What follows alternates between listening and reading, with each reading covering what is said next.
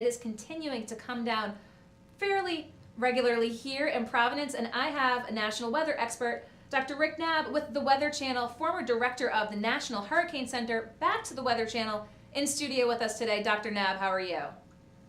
I'm doing fine, and I'm been keeping a close eye on your part of the country for a better part of a couple weeks now, and I know you're dealing with another potent storm today. Yes, as they said, the third nor'easter in the last 11 days. Now here we are Tuesday afternoon. We have a winter storm watch in effect until 8 p.m. this evening. Let's talk about the last 24 hours. How has the storm progressed from what initial predictions had been? Well, I think pretty close to what we expected. We didn't have a very strong low pressure system over the ocean 24 hours ago, but overnight and during the day today, it has rapidly strengthened as we generally anticipated would be the case.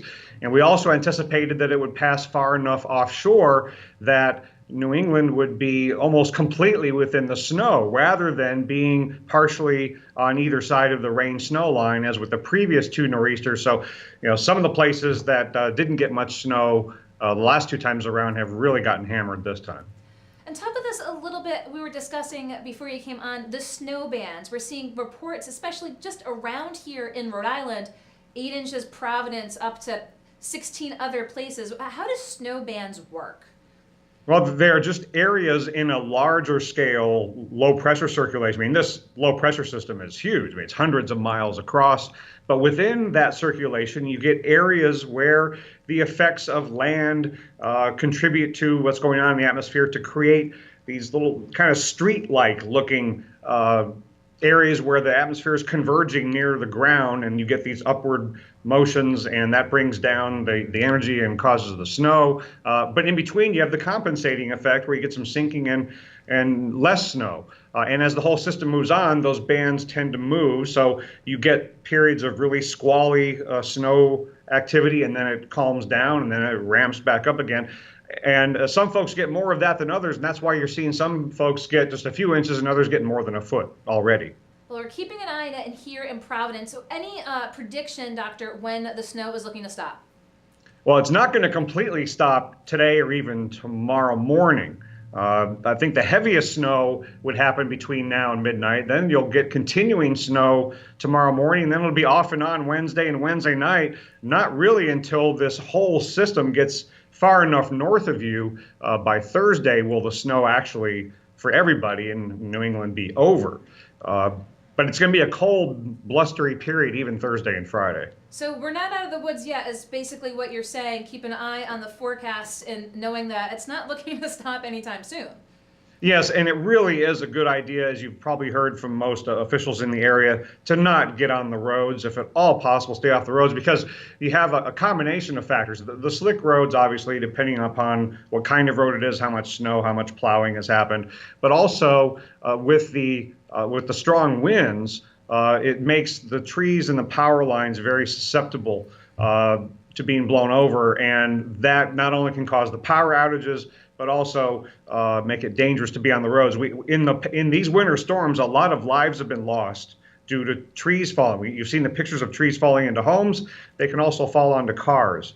And also just be very safe during power outages by not running a generator indoors or just outside where the fumes, the carbon monoxide can get in your windows. And stay away from the downed power lines or any tree or area of water that they might be touching once things start to melt. So power outages can be dangerous too if you don't play it by the safety rules that we often preach about. Be safe. I appreciate the reminder to our viewers here, Doctor. And we saw some reports down in Newport here in Rhode Island that they had blizzard level conditions. Taking a look at the tides, any concerns? Let's look here in Rhode Island for any flooding potential. From this point forward, I'm not real concerned about that. The real problem area was the eastern facing shores of Massachusetts and portions of Cape Cod. And you all had in Rhode Island some water rise, some waves, but that is going to be on the decline because now you're going to have the offshore flows. So the wind's going to be blowing from land to ocean, which will lessen the coastal flooding impact in your area. I wouldn't be too concerned about that, except I wouldn't be getting out on a boat because the ocean is going to be pretty angry for a while to come. and until this whole system gets out of here, the waves are still going to be very rough out there, very dangerous. We did have that on GoLocal today, that the Weather Channel did in fact call the ocean deadly. It is deadly conditions for people. Oh, to absolutely. be out there. There's no doubt about it. Yeah, and whether you're at the coast or on a boat, when you have this magnitude of wind, the ocean can be kind of sneaky. The waves can come and go, and then when they get really high, that's when it gets very dangerous at the coast and to be out on a boat. And when conditions are that dangerous, it's very difficult for anybody to come rescue you out on the ocean. Well, we included that. We've included all the forecasts from the Weather Channel, and I know you mentioned that the snow is not stopping anytime soon, but anything, Dr. Knabb, looming on the horizon that we need to be concerned about?